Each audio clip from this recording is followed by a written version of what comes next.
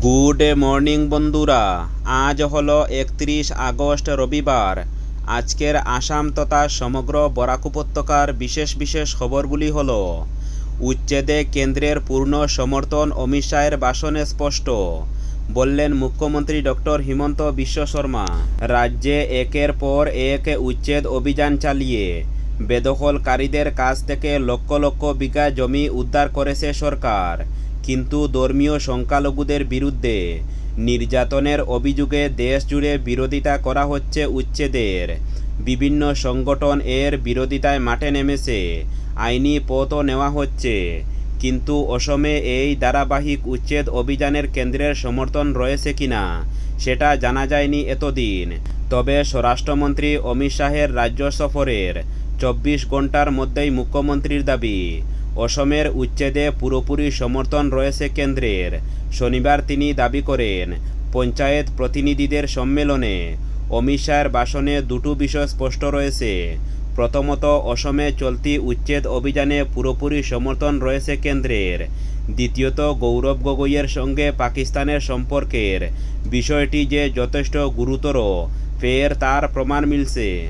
পরবর্তী খবরটি হলো, অরুণোদয় ও রেশন কার্ডে বঞ্চনা নিয়ে মঙ্গলবার হাইলাকান্দিতে গণসত্যাগ্রহের ডাক। হাইলাকান্দি জেলায় অরুণোদয় 3.0 প্রকল্পের সদ্য প্রকাশিত তালিকায় ব্যাপক বিসঙ্গতির বিরুদ্ধে এবার আন্দোলনে নামছে রাইজল দল। দলীয় সূত্রে জানা গেছে, বঞ্চিত মহিলাদের নিয়ে আগামী মঙ্গলবার হাইলাকান্দি জেলা আয়ুক্তের কার্যালয়ের সামনে এক বিশাল গণসত্যাগ্রহ আন্দোলনে ডাক দেওয়া হয়েছে। অরুণোদয় প্রকল্প থেকে বঞ্চিত হওয়া প্রত্যেক বিধবা, প্রতিবন্ধী ও অবিবাহিত মহিলার নাম অন্তর্ভুক্ত করার দাবিতে আহ্বান করা এই গণসত্যাগ্রহ আন্দোলনে হাজার হাজার মহিলা অংশ নেবেন বলে জানিয়েছেন রাইজল দলের কেন্দ্রীয় সাধারণ সম্পাদক জহিরুদ্দিন লস্কর। তাছাড়া নতুন রেশন কার্ড তৈরি ও পুরানো রেশন কার্ডে নতুন নাম অন্তর্ভুক্ত করার জন্য প্রত্যেক জিপিতে গ্রামসভা করে যে তালিকা দেওয়া হয়েছে, সেই তালিকা অনুযায়ী রেশন কার্ড প্রদান করা ও নাম অন্তর্ভুক্ত করার দাবিও উত্থাপন করা হবে গণসত্যাগ্রহ আন্দোলনের মাধ্যমে। শনিবার সংবাদ মাধ্যমকে এ খবর জানিয়ে রাইজল দলের কেন্দ্রীয় নেতা জহিরুদ্দিন লস্কর বলেন, অরুণোদয় প্রকল্প ও রেশন কার্ড নিয়ে হাইলাকান্দি জনগণের সঙ্গে ছেলেখেলা করেছেন সংশ্লিষ্ট আধিকারিকরা। জিপি ভিত্তিক তৈরি করা তালিকাকে পাত্তা না দিয়ে বিজেপির কর্মকর্তাদের দেওয়া তালিকাকে গুরুত্ব দেওয়া হচ্ছে বলে গুরুতর অভিযোগ করেন জহিরুদ্দিন লস্কর। এসব কোনো অবস্থায় বরদাস্ত করা হবে না বলে হুঁশিয়ারি দিয়ে জহির বলেন, জনগণের অধিকার নিয়ে সিনিমিনি খেললে পরিস্থিতি ভয়াবহ করে তোলা হবে। এদিকে আগামী মঙ্গলবার হতে যাওয়া গণসত্যাগ্রহ আন্দোলনে সর্বশ্রেণীর লোক সামিল করার স্বার্থে কোনো দল সংগঠনের ব্যানার ব্যবহার করা হবে না বলে জানান জহিরুদ্দিন লস্কর। তাই জেলাবাসীর স্বার্থে ডাকা সত্যাগ্রহ আন্দোলনে জেলার প্রত্যেক রাজনৈতিক দল ও অরাজনৈতিক সংগঠনের কর্মী সমর্থকদের পাশাপাশি সর্বশ্রেণীর জনগণের উপস্থিতি কামনা করেন জহির। পরবর্তী খবরটি হলো, পাতারকান্দি উপমণ্ডল ফের কেঁপে উঠল এক ভয়ঙ্কর সড়ক দুর্ঘটনায়। শনিবার রাত প্রায় 11টা নাগাদ বাজারিছড়া থানার অধীন সলগইবাজার এলাকার 8 নং জাতীয় সড়কে হতাইছড়া সেতুর কাছাকাছি এই মর্মান্তিক দুর্ঘটনাটি ঘটে। এতে গুরুতরভাবে আহত হয়েছেন 5 জন, যাদের মধ্যে অন্তত 3 জনের অবস্থা আশঙ্কাজনক বলে জানা গেছে। সূত্রে জানা যায়, দুর্ঘটনার সময় একটি অ্যাম্বুলেন্স আগরতলা থেকে মরদেহ নিয়ে পাতারকান্দির চাঁদখিরা গ্রামের উদ্দেশ্যে আসছিল। সলগইবাজার এলাকায় পৌঁছানোর পর অ্যাম্বুলেন্সটি উল্টো দিক থেকে আসা একটি অয়েল ট্যাঙ্কারের সঙ্গে মুখোমুখি ধাক্কা খায়। ধাক্কার তীব্রতায় অ্যাম্বুলেন্সটি সড়কের এক পাশে ছিটকে পড়ে যায়। তাতেই অ্যাম্বুলেন্সের সকল যাত্রী আহত হন এবং চালক নিজ আসনে আটকে পড়েন। দুর্ঘটনার খবর পেয়ে স্থানীয়রা দ্রুত ঘটনাস্থলে ছুটে আসেন।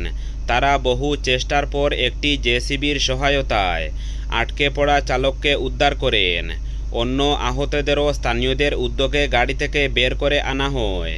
গুরুতর আহত অবস্থায় সবাইকে প্রথমে পাতারকান্দি হাসপাতালে নিয়ে যাওয়া হয়, তবে তাদের অবস্থা সংকটজনক হওয়ায় চিকিৎসকরা দ্রুত শ্রীভূমি সদর হাসপাতালে রেফার করেন। পরবর্তী খবরটি হলো, আগামী ৩ সেপ্টেম্বর চা জনগোষ্ঠীর লোকেদের উৎসব করম পূজা উপলক্ষে রাজ্য সরকার ছুটি ঘোষণা করেছে। শ্রমিক কল্যাণ বিভাগ গতকাল এই সম্পর্কে এক বিজ্ঞপ্তি জারি করেছে। এই অনুযায়ী আগামী ৩ সেপ্টেম্বর চা শ্রমিক ও চা বাগানের কারখানায় কাজ করা শ্রমিকদের প্রাপ্য মজুরিসহ ছুটি ঘোষণা করা হয়েছে।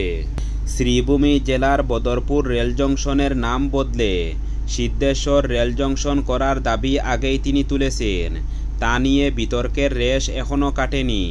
কিন্তু এরই মধ্যে বদরপুর শহরের নাম বদলে সিদ্ধেশ্বরের নামে নামকরণের দাবি জানিয়েছেন কমলাক্ষ দেব পুরকাইস্ত। ফের দ্বারস্থ হয়েছেন মুখ্যমন্ত্রীর। কমলাক্ষের প্রস্তাব পেয়ে তিনি সেটা খতিয়ে দেখতে পাঠিয়েছেন মুখ্য সচিবের কাছে। ফলে ২৬-এর বিধানসভা ভোটের আগে নাম বদলের আরেক বিতর্কের সূচনা হচ্ছে। নাম বদলের বিতর্কে এখনও সরগরম বরাকের শ্রীভূমি জেলা। হিমন্তের সরকার ক্ষমতায় আসার পর করিমগঞ্জ জেলার নাম বদল করে করা হয়েছে শ্রীভূমি জেলা। সে নিয়ে এখনও প্রতিবাদ চালিয়ে যাচ্ছে বিভিন্ন সংগঠন। কদিন আগেও নাম বদলের প্রতিবাদে নাগরিক সমাবেশও হয়েছে শ্রীভূমিতে।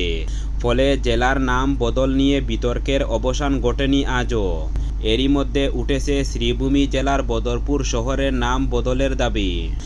এর আগেও অবশ্য এই দাবি উঠেছে। বদরপুর রেল স্টেশন নাম পাল্টে সিদ্ধেশ্বর রেল জংশন করার দাবি করা হচ্ছে বিভিন্ন মহল থেকে। উল্লেখ্য, বদরপুরে উপকণ্ঠে কাঠিগড়া এলাকায় রয়েছে ইতিহাস প্রসিদ্ধ সিদ্ধেশ্বর দেবালয়। তাই সিদ্ধেশ্বরের নামে বদরপুরে রেল জংশনের নামকরণের দাবি করা হচ্ছে। কিন্তু এবার পুরো বদরপুর শহরের নাম বদলের দাবি তুলেছেন বিধায়ক কমলাক্ষ দেব পুরকাইস্ত। কংগ্রেস ছেড়ে বিজেপি মুখী হওয়ার পর নিজের উত্তর করিমগঞ্জ কেন্দ্র থেকেও সরে আসছেন কমলাক্ষ। বিধানসভা ভোটের লক্ষ্যে কাঠিগড়া বিধানসভা কেন্দ্রে কাজকর্ম করেছেন তিনি। তাই বদরপুর শহরের নাম বদলের দাবি রাজনৈতিক দৃষ্টিকোণ থেকেও গুরুত্বপূর্ণ কমলাক্ষের কাছে। তাই বদরপুর শহরের নাম বদলের দাবিকে হাওয়া দিচ্ছেন তিনি। মুখ্যমন্ত্রীর দ্বারস্থ হয়েছেন এই দাবি নিয়ে। সরকারের সবুজ সংকেত মিললে হয়তো নাম বদলও হতে পারে বদরপুরের। পরবর্তী খবরটি হলো, সরকারের অরুণোদয় প্রকল্পের তালিকা থেকে শত শত প্রকৃত হিতাধিকারীর নাম কাটা পড়ায় শনিবার নরসিংহপুর উন্নয়ন খণ্ডের অধীন জীবনগ্রাম জিপির ৭ নং গ্রুপ এলাকায় তীব্র উত্তেজনার সৃষ্টি হয়। তালিকা থেকে নাম কেটে দেওয়ার জন্য এতদিন বিজেপির বুথ সভাপতি প্রদীপ কুমার দাসকে কার্যত তার বাড়িতেই ঘেরাও করেন শতাধিক উত্তেজিত হিতাধিকারীরা। কিছুক্ষণ পর প্রদীপ দাসকে হিতাধিকারীরা দোলায় জীবনগ্রাম পূর্ত সড়কে ডেকে এনে তার বিরুদ্ধে অরুণোদয়ের তালিকা থেকে নাম কেটে দেওয়ার অভিযোগ তুলেন। এতদিন জিপির ৭ নং গ্রুপ সদস্যা গৌরী সূত্রধরকে প্রদীপ দাস চেনেন না বলে উত্তেজিত হয়ে ওঠেন গৌরী সূত্রধর। বেঁধে যায় বর্ষা। গৌরী সূত্রধর এতদিন প্রদীপ দাসকে বলেন, প্রায় ২৫-৩০ বছর আগে তারাই প্রথমে জীবনগ্রাম জিপিতে বিজেপির পতাকা তুলে ধরেন। আর প্রদীপ দাস তো সেদিন কংগ্রেস থেকে এসে বিজেপিতে ভিড়েছেন। এদিন শান্তিবালা বর্মন মরমিয়া রায়, বাসন্তী বর্মন শ্যামলা রায়, চন্দা সিকিয়াসন সহ অরুণোদয় প্রকল্প থেকে বঞ্চিত অন্যান্য হিতাধিকারীরা প্রদীপ দাসের বিরুদ্ধে অভিযোগ করে বলেন, অরুণোদয় প্রকল্পের দরখাস্ত জমা দেওয়ার সময় তাদের প্রত্যেকের কাছ থেকে ১০০ টাকা থেকে ১৫০ টাকা নিয়েছেন প্রদীপ দাস। কিন্তু এখন অরুণোদয়ের তালিকা থেকে সেটে ফেলা হয়েছে তাদের নাম, অথচ অনেক ধর্মীয় ব্যক্তিদের নাম তালিকায় রয়েছে।